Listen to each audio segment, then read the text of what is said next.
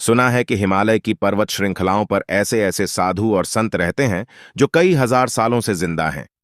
बर्फ से ढके पहाड़ों में वह निर्वस्त्र होकर घूमते रहते हैं। अग्नि, जल, वायु या फिर बर्फ जैसी चीजों का उनके ऊपर कोई असर नहीं होता है। कठोर तप करके उन्होंने ऐसी ऐसी सिद्धियां प्राप्त कर ली हैं जहां पर प्रकृति के नियम भी उनके सामने ध्वस्त हो जाते हैं। आखिर इसके पीछे का रहस्य क्या है? क्यों प्रकृति के नियम उन पर काम नहीं करते हैं? क्यों कोई भी बीमारी उन्हें छू नहीं पाती है? आज की इस कहानी के माध्यम से हम उन योगियों की दिनचर्या, उनके खान पान और उनके योग अभ्यास के बारे में जानेंगे जो किसी को भी लंबी उम्र और निरोगी काया प्रदान कर सकते हैं। तो चलिए कहानी शुरू करते हैं। बचपन से ही श्याम सन्यासी प्रवृत्ति का था।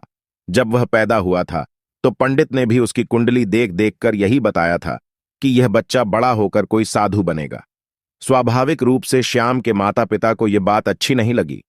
कौन माता पिता अपने बच्चे को साधु के रूप में देखना चाहता है? इसीलिए उसके माता पिता अक्सर उसे सन्यासियों से दूर रखने की अपनी पूरी पूरी कोशिश करते थे। जब भी कोई साधु उनके घर पर भिक्षा मांगने के लिए आता तो वह उसे बाहर भी नहीं आने देते थे।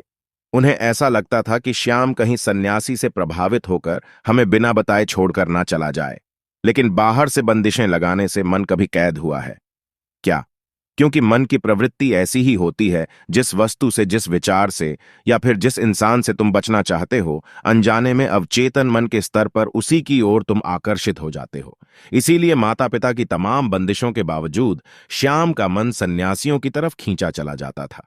एक बार बचपन में जब श्याम अपने माता पिता के साथ हरिद्वार घूमने के लिए गया हुआ था तो उसकी नजर तमाम सन्यासियों पर पड़ी। अपने माता पिता की नजरों से बचकर वह एक सन्यासी के पास पहुंचा। बूढ़े सन्यासी ने जब नासमझ बच्चे के हाथ में फल देखे तो उनके मन में उस बच्चे के प्रति प्रेम और करुणा पैदा होने लगी। वह सन्यासी श्याम को अपने पास बिठाकर उसे खीर, पूरी और हलवा खिलाने लगे। श्याम को भी यह भोजन बहुत स्वादिष्ट लग रहा था। गर्म गर्म पड़िया नारियल और किशमिश वाली खीर हलवा।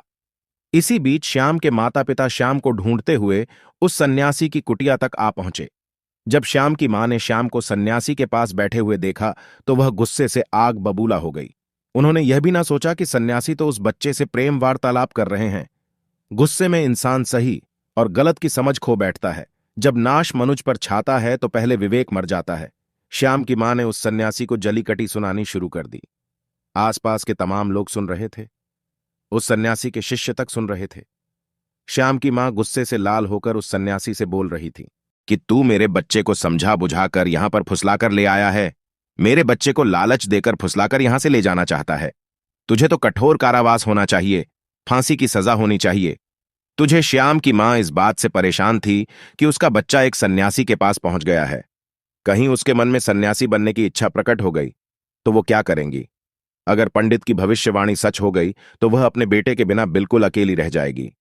आसपास की भीड़ ने श्याम की मां को समझाने की कोशिश की। उनको बताया कि सन्यासी कोई ऐसे वैसे आदमी नहीं है।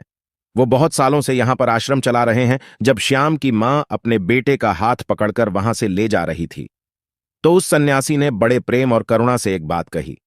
उन्होंने कहा कि बहन जी, आपका बच्चा बहुत गुणी है, वही होगा जो लिखा हुआ है। तुम अपने पास वायु को कैद नहीं कर सकती। जो बच्चा लाखों लोगों के रास्ते का दीपक बनकर पैदा हुआ है, उसको तुम सिर्फ एक कमरे को रोशन करने के लिए नहीं रख सकती। यह बात जितनी जल्दी समझ जाओ उतना अच्छा होगा, उतना कम कष्ट होगा। श्याम की मां सन्यासी की बातें समझ रही थीं। उन्हें पता था कि सन्यासी किस तरफ इशारा कर रहे हैं। खैर, घटना आ ही गई हो गई। समय अपनी रफ्तार से चलता रहा और अब श्याम बड़ा हो चुका था। उसने एक कॉलेज में एडमिशन ले लिया था। योग, अध्यात्म और मनोविज्ञान के बारे में पढ़ाई कर रहा था। कॉलेज की तरफ से उसे एक प्रोजेक्ट पूरा करने के लिए मिला। प्रोजेक्ट का टॉपिक यही था कि लंबी उम्र वाले स्वस्थ लोगों की दिनचर्या, उनका खान पान और उनके बारे में पूरी जानकारी इकट्ठी करके लानी है और कॉलेज में जमा करनी है। श्याम उन सन्यासियों की खोज में निकल पड़ा जो कई सालों से स्वस्थ जीवन जी रहे थे। बूढ़े होने के बाद भी उनके शरीर में एक चपलता थी। दृष्टि, कान और बाकी सारी इंद्रियां जिनकी ठीक प्रकार से काम कर रही थीं। कई सन्यासी तो उसे ऐसे मिले जो 100 साल को पार कर चुके थे और पूरी तरह से स्वस्थ थे। अब धीरे धीरे अलग अलग सन्यासियों से मिलने में श्याम को बड़ा मजा आने लगा। लेकिन उसके अंदर जीवन के उन रहस्यों को जानने की बहुत इच्छा थी जिनमें आम लोग कोई रुचि नहीं रखते हैं या फिर कोई विश्वास ही नहीं करता है। श्याम ने सोचा कि यही समय है। अगर ऐसे सन्यासी पृथ्वी पर बसते हैं जो 500 से 1000 सालों से जिंदा हैं, तो मुझे उनको खोजने का बहुत बढ़िया मौका मिला है। लेकिन समस्या यह थी कि ऐसे सन्यासियों को खोजा कहाँ जाए। ऐसे सन्यासी मिलेंगे कहाँ? तमाम किताबों को पढ़ने के बाद उसने एक निष्कर्ष निकाला। उसे पता चला कि ऐसे सन्यासी अगर मिलेंगे तो वह हिमालय की चोटियों में मिलेंगे, जहां पर आम इंसान जा भी नहीं सकता। लेकिन श्याम ने अपना मन पक्का किया। श्याम ने पूरा संकल्प ले लिया था कि चाहे रास्ता कितना भी कठिन क्यों ना हो, वह हिमालय की उन दुर्गम चोटियों तक, उन गुफाओं तक जरूर पहुंचेगा। और अपने माता पिता को बिना बताए वह हिमालय की उन चोटियों की तरफ निकल पड़ा। युवावस्था के दिन थे, गर्म खून था, किसी चीज का कोई डर नहीं था। और सबसे बड़ी बात, श्याम का भाग्य था जो उसे खींचकर उन योगियों के पास लेकर जा रहा था। उसने उन पहाड़ों को चढ़ने के लिए पूरी तैयारी कर ली थी। सर्दियों के मोटे मोटे कपड़े ले लिए थे, रास्ते के लिए खाना पीना इकट्ठा कर लिया था। जंगली जानवरों से बचने के लिए उसने हथियार भी अपने पास रखा था, और अपने साथ वह एक टॉर्च भी लिए था, ताकि कि रात में भी वह जल्द से जल्द यात्रा कर सके, उसकी यात्रा में कोई बाधा ना रहे। धीरे धीरे जब वो स्थानीय लोगों से पता करते हुए हिमालय की उन दुर्गम चोटियों तक पहुंचने लगा, तो उसके फोन ने भी काम करना बंद कर दिया। अब उसका दुनिया से कोई संपर्क नहीं था। लेकिन दुनिया से कटने के बाद वह खुद से जुड़ने लगा था।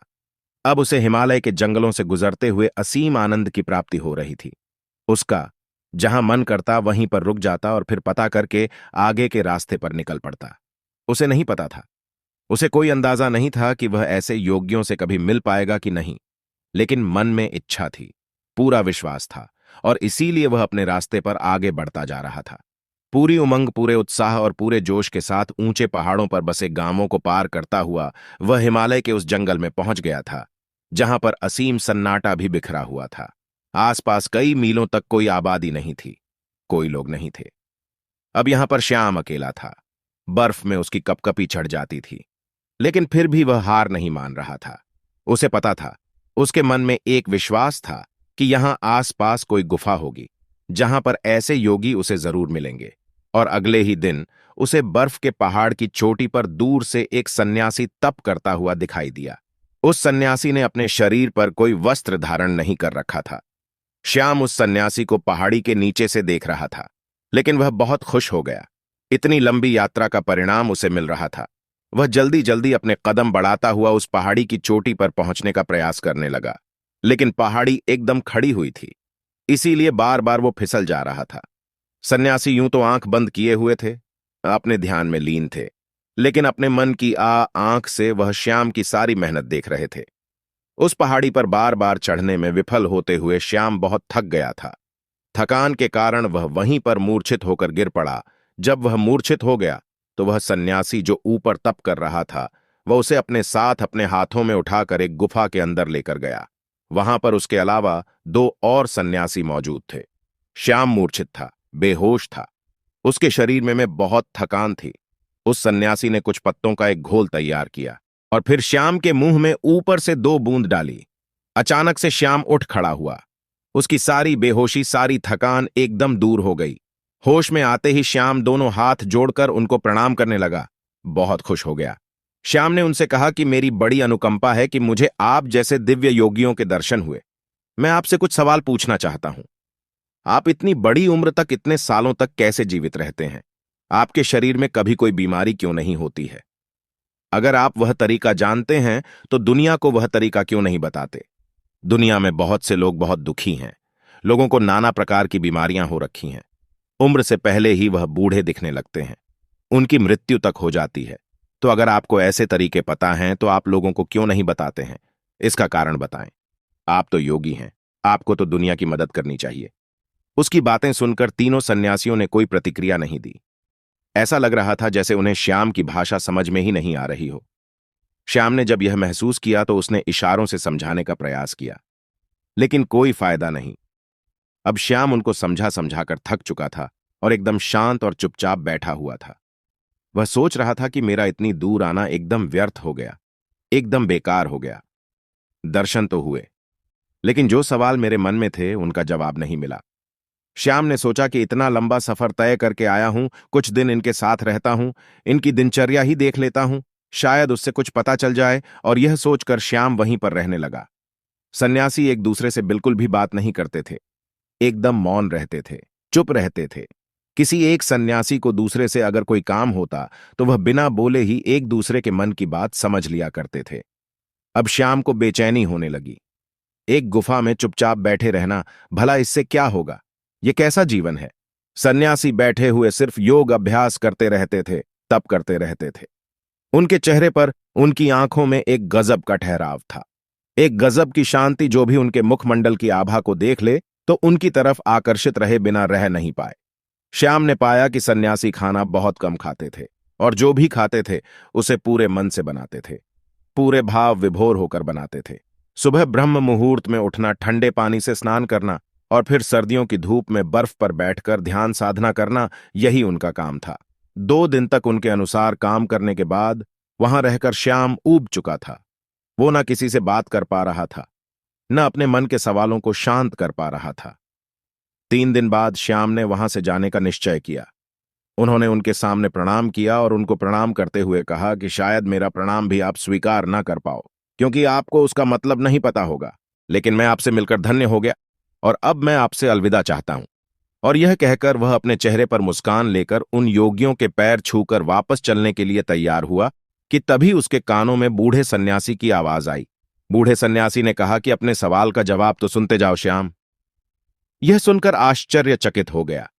वह कुछ बोलना चाह रहा था, लेकिन सन्यासी ने उसे चुप करते हुए कहना शुरू किया कि सबको अपने मन के सवालों के जवाब चाहिए, लेकिन सभी सवालों के जवाब मौन में छिपे हुए हैं।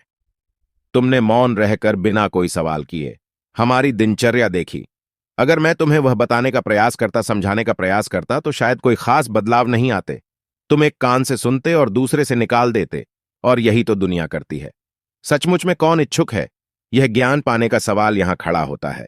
2 दिन तक इस दिनचर्या का पालन करने के बाद तुम्हारा मन ऊब गया, मतलब तुम भी नहीं चाहते इन सारे तरीकों को जानना। हालांकि तुम्हें पता है कि हमारे इस भोजन, इस दिनचर्या के कारण ही हमारा शरीर हमेशा निरोगी रहता है, हमेशा स्वस्थ रहता है, लेकिन तुम इसका पालन नहीं कर सके। 3 दिन तक भी नहीं कर सके। चौथे दिन तुम वापस अपने घर जा रहे हो। दुनिया में बहुत कम ऐसे लोग होते हैं जो मौन रहकर दूसरों का ज्ञान खुद प्राप्त कर लेते हैं। अगर तुम सिर्फ मौन रहना, चुप रहना सीख जाओ तो तुम दूसरों के सारे ज्ञान को ग्रहण कर सकते हो। बिना उससे पूछे श्याम ने मुस्कुराते हुए हाथ जोड़कर उस सन्यासी से पूछा कि हे गुरु, यह बताने की अनुकंपा करें कि आप कौन सा योग अभ्यास करते हैं? क्या आपकी दिनचर्या है जिससे कि आप इतने सालों से जीवित है? आपकी उम्र दिखने में तो कोई 60 से 70 साल की लग रही है, लेकिन लोगों का कहना है कि आप 5000 साल से जिंदा है। क्या यह सत्य है? महात्मा सन्यासी ने मुस्कुराते हुए नादान और भोले श्याम के सर पर हाथ फेरा। उन्होंने श्याम को सबसे पहला तरीका बताया। उन्होंने श्याम से पूछा कि हमारे शरीर का सबसे बड़ा भोजन क्या होता है? श्याम सोच में पड़ गया। उसे कोई जवाब नहीं मिला तो सन्यासी ने उसे बताया कि हवा हमारे शरीर के लिए सबसे बड़ा भोजन होता है। हवा हम 24 घंटे खाते रहते हैं और हवा हमारे शरीर के लिए सबसे ज्यादा महत्वपूर्ण होती है। लेकिन आजकल के समय में पूरी हवा प्रदूषित हो चुकी है। इसीलिए जो प्रदूषण से भरी हुई हवा तुम्हारे अंदर जा रही है, वही तुम्हारे शरीर में बीमारियों को जन्म देती है।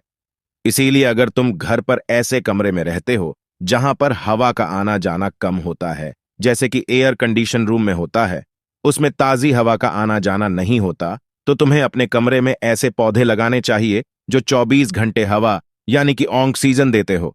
छोटी छोटी बेल तुम किसी बोतल में डालकर अपने कमरे में रख सकते हो, जो तुम्हें 24 घंटे ऑक्सीजन देगी, वह भी एकदम ताजी। और लोग दुनिया में यही भूल करते हैं, जिस सांस को वह ले रहे हैं वह कितनी शुद्ध है, इसका कभी आकलन ही नहीं करते।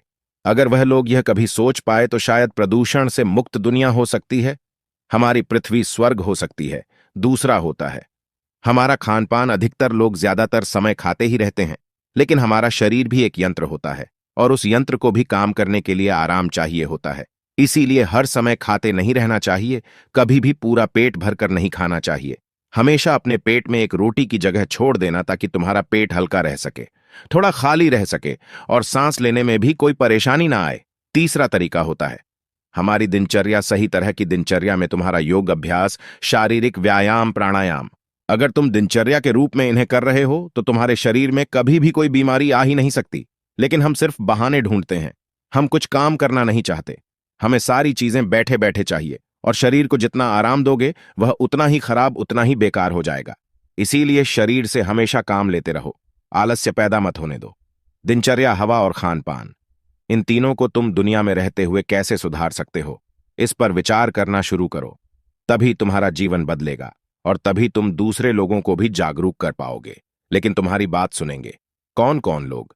बाजार के स्वादिष्ट व्यंजन छोड़कर प्रकृति से सीधे प्राप्त होने वाली फल, सब्जियां या पत्तियां खाने के इच्छुक हैं। लोग तो वही खाना चाहते हैं जो उनकी इंद्रियों को आराम पहुंचाता है, जो उनको स्वाद देता है। देखने में भी वही देखना चाहते हैं जो उनकी आंखों को अच्छा लगता है, और इसीलिए उनकी इंद्रियां वासनाओं की गुलाम हो जाती हैं और धीरे धीरे वही हमारे दुख का कारण बनती चली जाती हैं। इसीलिए जिस काम में भी तुम्हें ऊब हो रही हो, उस काम से बचने का प्रयास मत करो। उसी काम को पूरे मजे से करने का अभ्यास करो। फिर तुम्हारी इंद्रियां आजाद हो जाएंगी और उसके बाद तुम्हारा मन भी एकदम खाली हो जाएगा, वह भी एकदम आजाद हो जाएगा। फिर उसके अंदर वो भावनाएं पैदा होंगी जिसे हम समाधि कहते हैं, जो आनंद की चरम सीमा होती है। और यह कहकर श्याम के सर पर हाथ रखकर उसे आशीर्वाद देते हुए उन्होंने उसे वहां से रवाना कर दिया। तो दोस्तों, कैसी लगी ये कहानी? आपको कमेंट सेक्शन में जरूर बताना, और अच्छी लगी हो तो हमारे चैनल बुद्धा वाइज वर्ड को सब्सक्राइब करके नोटिफिकेशन बेल को जरूर प्रेस कर देना। तो मिलते हैं अगली कहानी में, तब तक के लिए अपना ख्याल रखिएगा। धन्यवाद।